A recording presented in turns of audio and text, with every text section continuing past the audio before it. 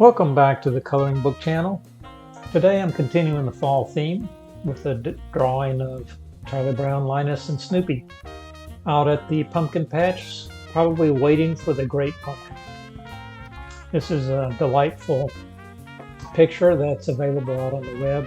If you do a search for Charlie Brown, Linus, pumpkins, you'll find drawings like this and many others that you can download, print off from your computer, and make coloring pages for the kids, or practice with yourself.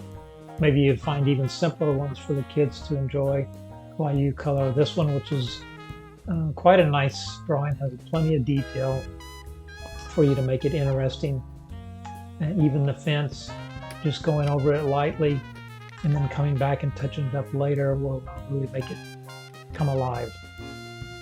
A lot of pumpkins in this pumpkin patch, a lot of leaves, and rather than color everything orange and everything green, I tried to color each individual pumpkin slightly different color by either applying more pressure on the pencil or picking up a different pencil.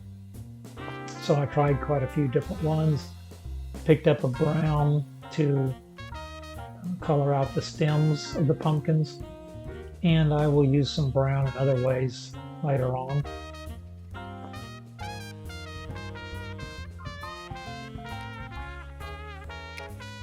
After getting most of the orange done, I went in and tried to add a few leaves here or there. I didn't want to make them all green, to add some variety. So then I'll come back and color some yellow and a little red here and there.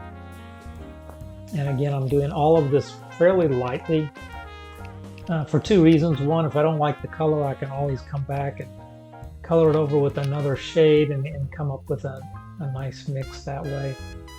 And I wanted to try and just throw a little green in, throw a little red in, throw a little yellow in here and there to add some variety to the drawing.